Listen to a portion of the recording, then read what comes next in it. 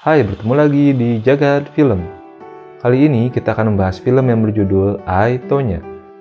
Ini adalah film yang berasal dari Amerika Serikat dan bergenre sport drama. Dirilis pada tahun 2017, film ini disutradarai oleh Craig Gillespie dan ditulis oleh Stephen Rogers. Film ini mendapatkan rating 7,5 dari 10 di IMDb dan 88% dari 100 di Rotten Tomatoes. Jadi, film ini pasti akan sangat seru untuk kita tonton dan bahas ya. So, stay connected with us dengan mensubscribe channel kami dan jangan lupa juga untuk menyalakan lonceng notifikasi kalian ya.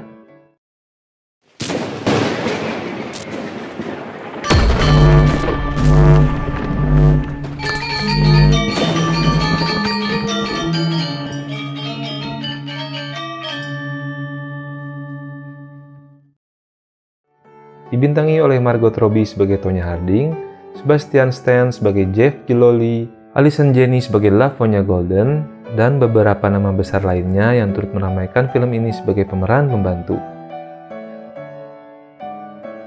Film ini diangkat dari kisah nyata seorang atlet ice skating yang bernama Tonya Harding. Pada tahun 1991, dia berhasil menjadi wanita Amerika pertama yang menyelesaikan gerakan triple axel pada sebuah kompetisi. Lalu pada tahun 1994, dunianya seakan-akan hancur ketika mantan suaminya bersekongkol dengan temannya untuk melukai Nancy Kerrigan, sesama atlet olimpiade yang menjadi saingan bagi Tonya. Karena serangan tidak direncanakan dengan baik, membuat FBI dengan mudah membongkar kasus ini, hingga memaksa wanita muda ini untuk mundur dari semua kejuaraan ice skating. Kehidupan pribadi dan nama baik Tonya Harding pun seperti tercoreng selamanya, karena akan selalu dikaitkan dengan salah satu skandal paling terkenal dalam sejarah olahraga di Amerika. Tapi sebelum mulai, kami ingin memberi kamu semua spoiler alert. Jadi bagi kalian yang belum pernah atau baru ingin menonton film ini, kami menyarankan agar kamu semua menonton filmnya terlebih dahulu. Karena pengalaman menonton film tentunya akan lebih seru tanpa melihat spoiler terlebih dahulu. Tapi kalau kamu semua kekeh dan tetap ingin melanjutkan,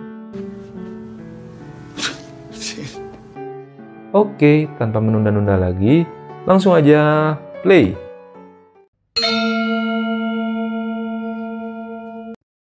Diperlihatkan saat Tonya masih berusia 4 tahun, ibunya yang bernama Lavonya sudah mencarikan Tonya seorang guru untuk membantunya berlatih ice skating. Pada saat itu, Diane yang dimintai tolong melatih Tonya menolak mereka karena menurutnya Tonya masih terlalu kecil untuk berlatih ice skating bersama anak-anak lainnya.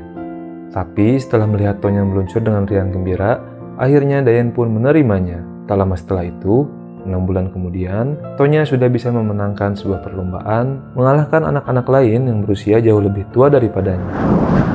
Tonya pun kini bertambah besar, sekitar usia anak sekolah dasar. Ia masih terus berlatih, dan di sini mulai terlihat bagaimana ibunya bersikap sangat keras dan tegas padanya saat dia berlatih maupun ketika ia di rumah. Seperti melarangnya ke kamar mandi ketika ia sedang berlatih, memukulinya dengan sisir, menendangnya, dan lain-lain.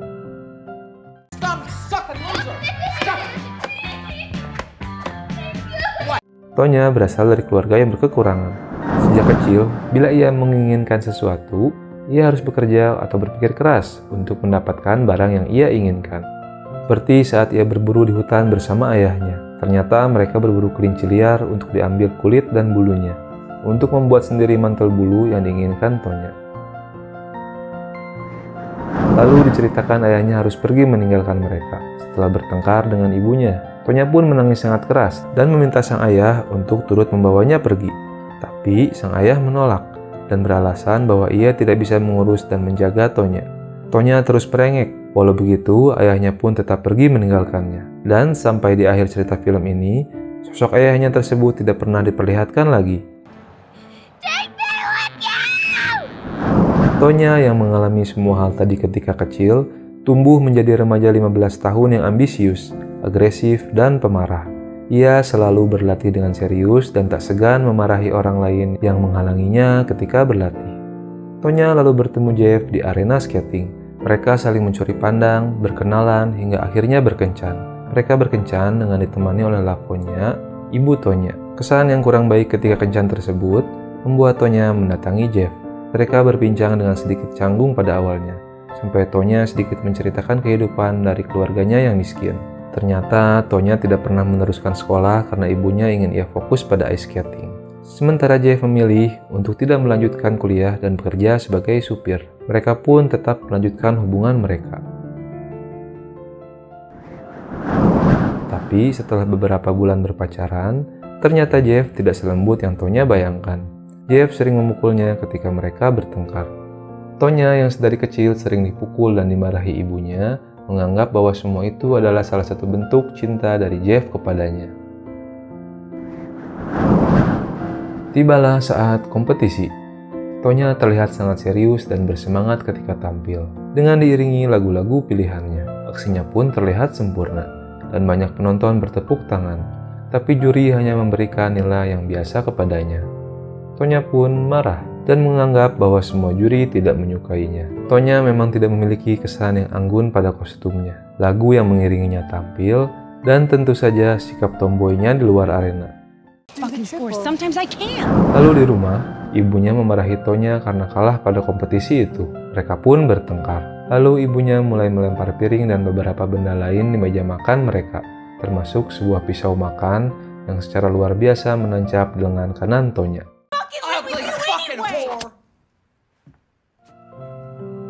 Tonya terlihat kaget dengan pisau yang menancap di lengannya itu, dan rasa bersalah pun terlihat dari wajah ibunya. Karena kejadian tersebut, Tonya lalu memilih pergi, meninggalkan ibunya, dan mulai tinggal serumah dengan Jeff, yang tentu saja semua terlihat indah dan baik-baik saja pada awalnya. Lalu di kompetisi yang lain, lagi-lagi Tonya merasa bahwa penilaian juri tidak adil. Tapi kali ini ia pergi menghampiri juri di tengah penampilan kontestan lainnya. Ia memprotes penilaian yang ia dapatkan. Salah seorang juri menjawab bahwa mereka juga menilai penampilan dari kostum yang dipakai peserta. Tonya pun marah dan berkata bahwa ia tidak memiliki uang untuk membeli kostum yang lebih mahal dan bagus. Diakhiri dengan kalimatnya yang kasar pada juri tersebut. Suck my dick. Lalu di ruang ganti, Diane berkata bahwa seharusnya Tonya tidak melakukan hal itu. Mereka pun berdebat. Lalu Tonya yang kehilangan kontrol, melempar sepatunya sambil meneriaki Diane bahwa sekarang dia memecatnya sebagai pelatih. Diane pun pergi, dan sejak saat itu ia berhenti menjadi pelatih Tonya. Anyways, you're fucking fired, Diane!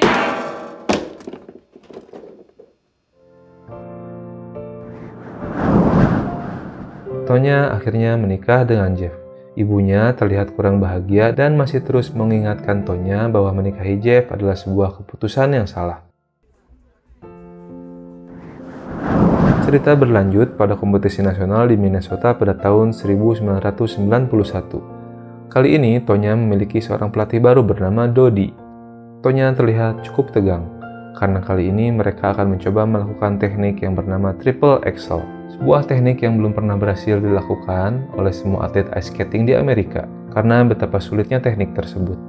Tonya melakukan gerakan pertama dan keduanya dengan baik. Lalu gerakan selanjutnya adalah Triple Axel yang secara luar biasa berhasil ia lakukan. Bahkan Tonya sendiri pun tidak mempercayai bahwa dia berhasil melakukan gerakan itu. Or not.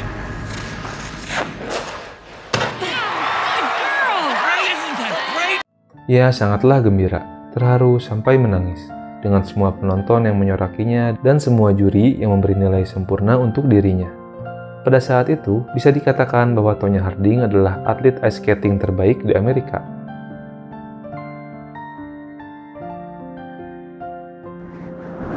Setelah semua euforia dari keberhasilannya di turnamen nasional itu, Jeff merasa bahwa Tonya telah berubah dan tidak lagi seperti dulu.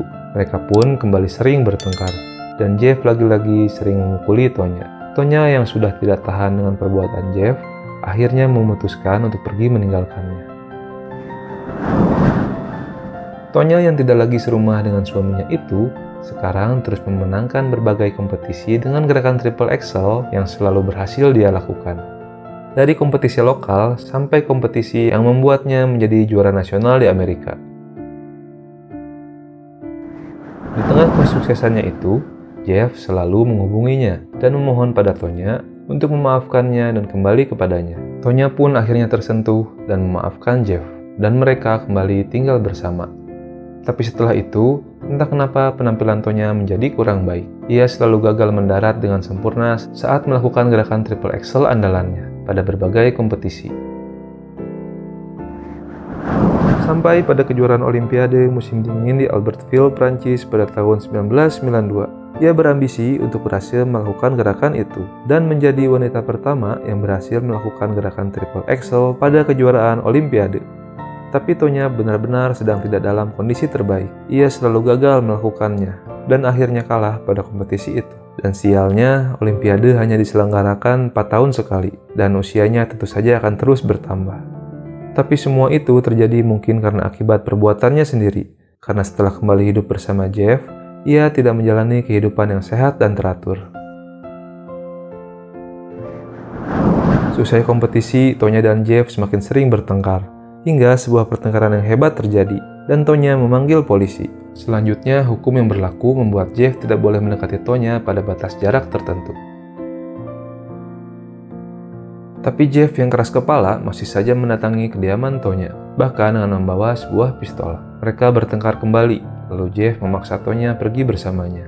Dan di tengah jalan, mobil mereka dihentikan oleh polisi karena Jeff mengendarainya dengan sangat cepat.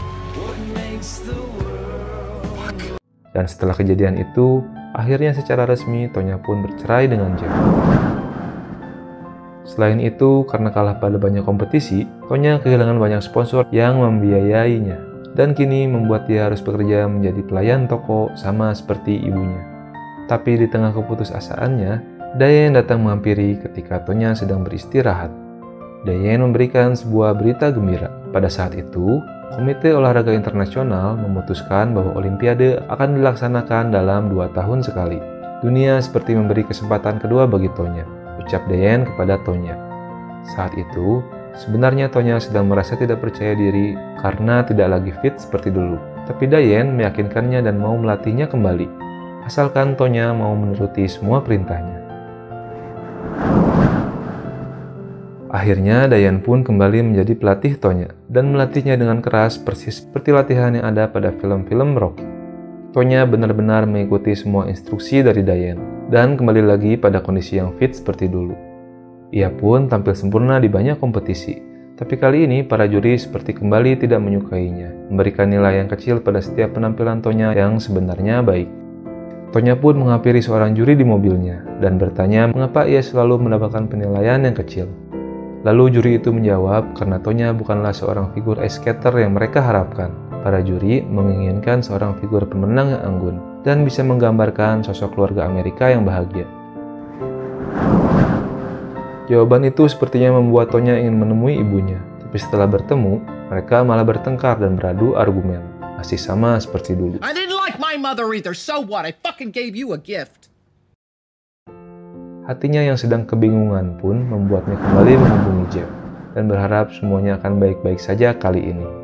Tapi justru semuanya malah menjadi jauh lebih buruk lagi dari sebelumnya.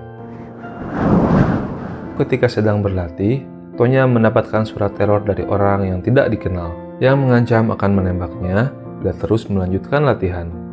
Teror itu benar-benar membuatnya takut dan ia tidak berani berlatih dimanapun selama beberapa saat karenanya. Tapi hal itu justru memberikan sebuah ide jahat bagi Jeff. Ia terpikir untuk melakukan hal yang sama pada saingan Tonya, Nancy Kerrigan, yang sekarang lebih difavoritkan menjadi wakil Amerika di Olimpiade yang akan datang. Jeff berencana menakut-nakutinya dengan surat teror yang sama agar dia tidak berani berlatih di arena manapun. Jeff pun mendatangi Shawn dan membicarakan tentang ide jahatnya itu. Shawn memang sejak awal selalu menceritakan bahwa dirinya adalah mantan agen rahasia bagi berbagai federasi, dan Jeff mempercayainya. Bak Gayung bersambut, Shawn pun menyarankan untuk menggunakan jasa temannya yang berada di Massachusetts untuk mengirimkan surat teror tersebut, agar mereka yang berada di Portland tidak akan dicurigai oleh polisi. Rencana pun mulai dijalankan. Jeff, Shawn, dan Tonya mulai mencari waktu dan tempat di mana Nancy Kerrigan berlatih. Setelah mereka mendapatkannya, mereka mulai menjalankan rencana mereka, dan Jeff memberikan uang pada Shawn untuk membayar orang-orangnya. Tapi bukannya mengirim surat teror, dua orang suruhan Shawn yang bernama Derek Smith dan Shane Stone malah mendatangi tempat latihan dari Nancy Kerrigan. Pada 6 Januari 1994, Saat sesi latihan untuk kejuaraan nasional di Detroit, dua orang itu menjalankan aksi mereka dengan memukul dan mencederai kaki Nancy. Lalu kabur dengan mobil mereka. Tentu saja hal itu menjadi pemberitaan besar di banyak media massa, membuat semua orang kaget, tak terkecuali Tonya dan Jeff. Mereka sangat kesal dan marah karena tidak pernah memerintahkan orang suruhan Shawn untuk melukai Nancy secara langsung. Dengan perasaan marah, Jeff lalu mendatangi Shawn dan bertanya kenapa dia melakukan itu. Ternyata Shawn sendirilah yang merubah instruksi dari Jeff menjadi seperti itu. Ia melakukannya agar kelak semua atlet terkenal membutuhkan jasa orang-orang seperti dia untuk menjadi bodyguard mereka. Dan lebih parahnya lagi, ternyata Shawn adalah orang yang dulu menteror Tonya melalui sebuah surat tertulis. Dia sendiri yang mengakuinya. Semua sudah direncanakan dengan sangat matang, ucap Shawn. Jeff sangat marah mengetahui hal itu, dan ia pun pergi meninggalkan kediaman Shawn. Lalu keesokan harinya, pada 7 Januari 1994, Tonya tetap mengikuti turnamen nasional. Dia tampil sempurna dan menjadi juara. Dalam semalam, Tonya pun kembali menjadi figur yang diidolakan negaranya dan menjadi kandidat kuat sebagai wakil Olimpiade yang akan berlangsung. Tapi pada 8 Januari 1994, FBI berhasil menangkap Derek Smith dan Shane Stone. FBI berhasil mengidentifikasi mobil mereka yang parkir di tempat kejadian penyerangan melalui rekaman CCTV dan melacak mereka dari transaksi kartu visa milik mereka. FBI pun lalu datang menanyai Tonya dan Jeff, tapi mereka berkata tidak mengetahui apapun. Lalu 2 hari kemudian, FBI pun datang ke kediaman Shawn. Shawn yang mengaku mantan agen rahasia itu ketakutan dan berkata bahwa semua itu adalah perbuatan Jeff. Shawn? Jeff did it. Jeff Gillooly did it. Shawn pun akhirnya ditangkap.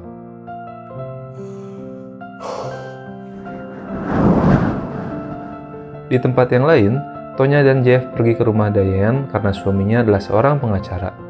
Tapi mereka bertengkar karena Tonya merasa tidak tahu apa-apa mengenai rencana penyerangan tersebut. Akhirnya Tonya meninggalkan Jeff dan memakai jasa dari suami Diane untuk menjadi pengacaranya. Dan Tonya memilih untuk bekerja sama dengan FBI.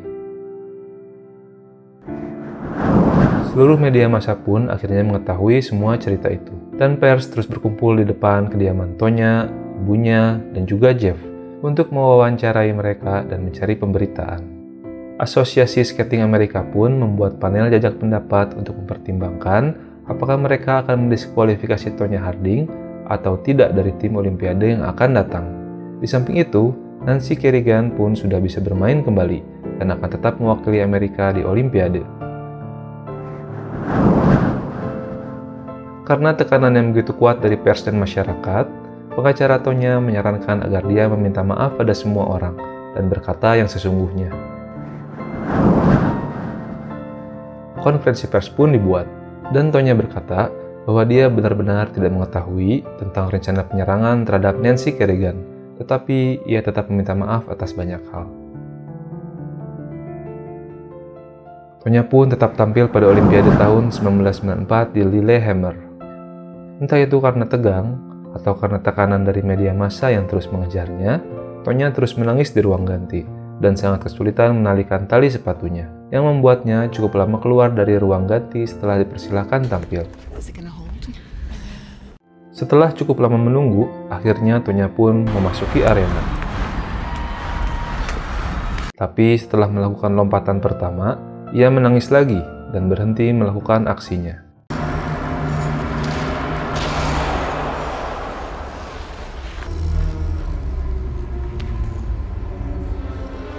Ia menangis di tengah arena dan membuat semua penonton keheranan dibuatnya. Ia lalu mendekati juri dan berkata bahwa ada yang patah pada bagian sepatunya dan memohon kepada juri agar memberi ia waktu membenarkannya. Juri pun lalu mempersilahkannya.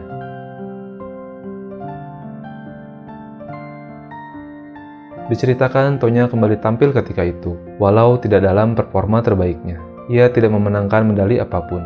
Hanya Nancy Kerrigan yang mendapatkan medali perak untuk diri dan negaranya. Setelah Olimpiade usai, Tonya tetap harus menghadapi tuntutan di persidangan atas apa yang telah terjadi. Hakim di persidangan memberikan hukuman percobaan selama 3 tahun dan denda sebesar ratusan ribu dolar padanya. dan Tonya Harding dipaksa untuk pensiun atau mengundurkan diri segera dari profesinya karena Asosiasi Skating Amerika telah menghukum dan melarangnya untuk bermain lagi di semua kompetisi ice skating Amerika untuk seumur hidup. Tonya pun membisu, kaget, lalu menangis. Ia meminta tolong pada hakim agar tidak melakukannya. Yang ia tahu hanyalah bermain skate. Ia merasa lebih baik dipenjara selama 18 bulan daripada harus di-ban atau dihukum selamanya dari dunia skating. I don't have an education. All I know is skating. That's all I know. Please, because just send me to jail and then I can still skate. Send me to jail and then I can still skate. I've given you my decision. Ia menangis dan memohon cukup keras pada hakim, tapi hakim sudah mengetuk palunya.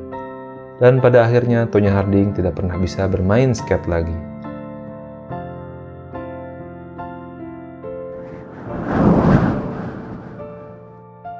Di akhir cerita, diperlihatkan perubahan hidup yang drastis terjadi kepadanya.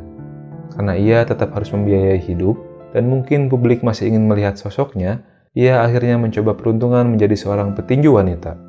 Tapi tentu saja, karirnya tidak secemerlang seperti saat ia bermain ice skating. Ia menjadi petinju seperti hanya untuk menjadi penghibur bagi warga Amerika yang masih ingin melihatnya tampil di arena publik. Walau setelah semuanya berlalu cukup lama, pers masih ingin bertanya pada Tonya mengenai insiden itu, seperti apakah benar dia tidak mengetahui rencana penyerangan Jeff, dan Tonya selalu menjawab bahwa semua itu bukanlah kesalahannya.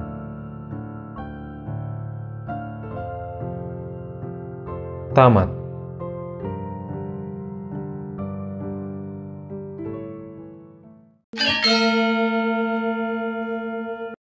Pesan moral. Kalimat pertama yang kami ingin katakan dari film ini adalah keren. Film yang sungguh luar biasa. Dan untuk kalian yang sudah pernah menonton, mungkin kita akan memiliki pertanyaan yang sama. Apa benar ini semua terjadi di kehidupan nyata? Karena dari awal sampai akhir, akting dan jalan cerita yang disuguhkan terlihat seperti film drama fiksi yang benar-benar hanya sebuah cerita fiksi. Margot Robbie dan Allison Janney jelas adalah bintang yang paling bersinar dalam film ini. Terlebih Allison Janney yang berperan menjadi ibu Tonya, sebuah peran ibu yang super galak dan keras, tapi tampil secara unik dan berbeda. Untuk Margot Robbie, sudah tidak bisa kita pungkiri lagi kemampuan dari peran-perannya yang terlihat sangat natural. Oh ya, selain itu dia juga menduduki salah satu kursi produser di film ini. Luar biasa. Tidak heran kalau film ini banyak mendapatkan rating bagus di berbagai media.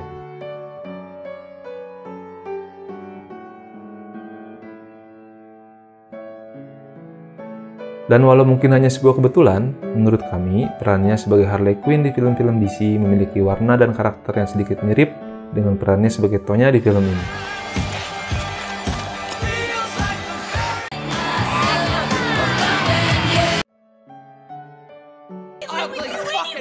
Allison Janney memenangkan Oscar sebagai aktris pendukung terbaik karena film ini. Allison Janney,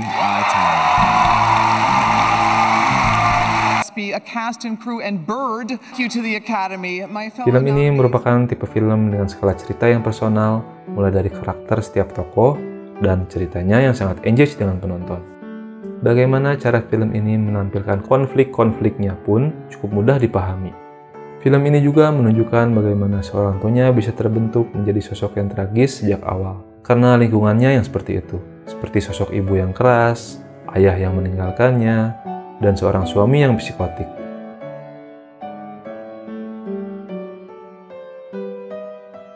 Skating dan segala teknik triple axel yang menjadi andalan Tonya adalah sumber dari ketenarannya. Ia dipuja, dihujani tepuk tangan, dan kekaguman meski kemudian menjadi bulan-bulanan media setelah pecahnya skandal dirinya dan Nancy Kerrigan.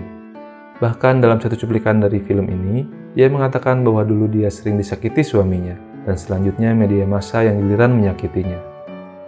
Bukan saja tragis, film ini juga terlihat seperti mencoba menggoyahkan segala tuduhan dan kecurigaan yang selama ini ada, bahwa Tonya sesungguhnya ikut andil atau minimal mengetahui rencana penyerangan terhadap Nancy Kerrigan. Keberadaan film ini memang cukup beresiko karena dianggap tidak peka terhadap Nancy Kerrigan sebagai korban penyerangan itu sendiri. Menurut beberapa sumber, Nancy Kerrigan menyatakan tak menyaksikan film ini karena sibuk dengan kehidupan pribadinya. Tapi terlepas dari semua konflik yang ada dalam film ini, maupun kisah sebenarnya di dunia nyata, film ini sangat kami rekomendasikan untuk kalian semua tonton, baik itu bersama pasangan, teman, ataupun keluarga kalian.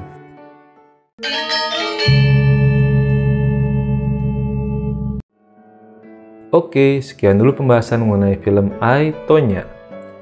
Terima kasih untuk sudah menyaksikan sampai akhir dan tidak melewatkan pembahasan kali ini. Kalau kalian memiliki pandangan dan pendapat lain tentang film ini, jangan ragu tinggalkan pesan di kolom komentar. Tetap jaga kesehatan, rajin cuci tangan, selalu jaga jarak amanmu. And see you next play!